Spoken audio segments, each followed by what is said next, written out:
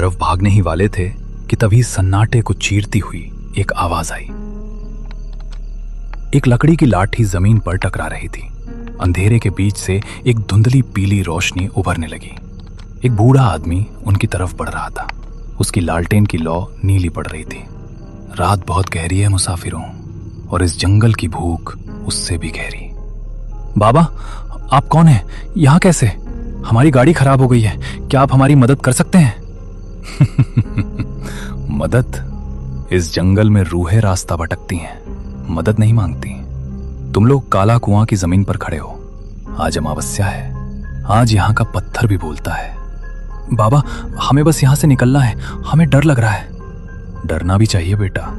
इस मिट्टी के नीचे वो लोग दबे हैं जिन्होंने भूख और प्यास में अपनों का ही मांस नोच लिया था। 100 साल पहले इसी रात को गांव का कुआं सूख गया था। लोग पागल हो गए थे।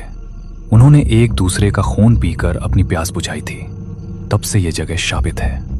बूढ़े ने अपनी लाठी से दूर एक पुराने ढह चुके कुएं की ओर इशारा किया।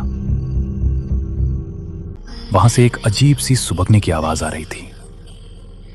बाबा, आप हमें डरा रहे हैं। हम शहर से आए हैं, हम इन सब बातों पर यकीन नहीं करते। यकीन आंखों को नहीं, रूह को होता है बेटा। वो देखो, कुएं की मुंडेर पर। क्या तुम्हें वो औरत नहीं दिख रही जो अपने बच्चे को खून पिला रही है? राघव, मुझे कुछ दिख रहा है। एक औरत सफेद कपड़ों में, वो हमारी तरफ देख रही है और मुस्कुरा रही है। वो बुला रही है तुम्हें। आज की रात उसे 2 नए मेहमान चाहिए। अमावस्या का अंधेरा कभी खाली हाथ नहीं लौटता। अचानक एक तेज ठंडी हवा का झोंका आया और बूढ़े की लालटेन बुझ गई। जब राघव ने अपनी टॉर्च जलाई तो वहां न तो वो बूढ़ा था और न ही कोई आवाज। बस एक पुरानी लाठी जमीन पर पड़ी थी जो अब एक सड़ी हुई हड्डी की तरह दिख रही थी। बूढ़ा गायब हो चुका था, लेकिन उसकी डरावनी हंसी अभी भी हवा में तैर रही थी। राघवदेव और समीर पत्थर की तरह जम गए थे। तभी गाड़ी का रेडियो अचानक फिर से चालू हुआ, लेकिन इस बार शोर नहीं था, बल्कि एक बहुत ही सुरीली और जानी पहचानी लोरी बज रही थी। वही लोरी जो राघव की माँ उसे बचपन में सुनाती थी। समीर, सुन रहा है? ये तो वही गाना है। मेरी माँ, वो यहाँ है। क्या बकवास कर रहा है राघव? तेरी माँ यहाँ कैसे हो सकती है? होश में आ, ये जंगल हमें पागल कर रहा है। देख समीर, सामने देख, वो मेरा घर है। वो खिड़की, मेरी माँ वहां खड़ी मुझे बुला रही है। वो कह रही है कि खाना ठंडा हो रहा है। समीर ने टॉर्च उठाई और सामने देखा। वहां कोई घर नहीं था, सिर्फ कंटीली झाड़ियां और एक गहरी खाई थी जिसके नीचे वही काला कुआं था। लेकिन राघव को कुछ और ही दिख रहा था। उसकी आंखों की पुतलियां पूरी तरह सफेद हो चुकी थीं।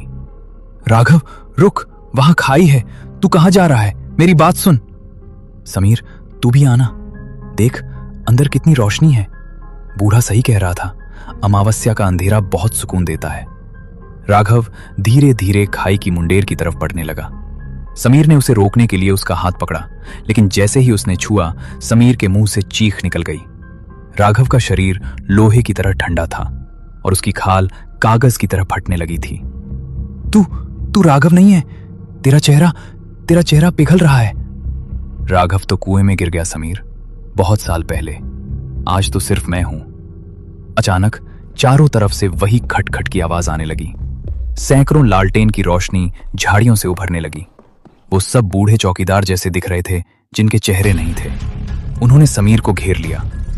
नहीं भगवान, मुझे बचा लो, मुझे यहां से जाना है। अमावस्या प्यासी है। समीर ने अपनी आंखें बंद कर ली। एक तेज चीख पूरे जंगल में गूंजी और फिर मौत जैसा सन्नाटा छा गया। अगली सुबह सूरज की रोशनी ने उस भयानक जंगल के राज खोल दिए। पुलिस को सड़क के किनारे वही पुरानी जीप मिली। गाड़ी का बोनट खुला था, लेकिन इंजन में कोई खराबी नहीं थी। गाड़ी के पास राघव का कैमरा गिरा हुआ था। जब पुलिस इंस्पेक्टर ने कैमरे का प्ले बटन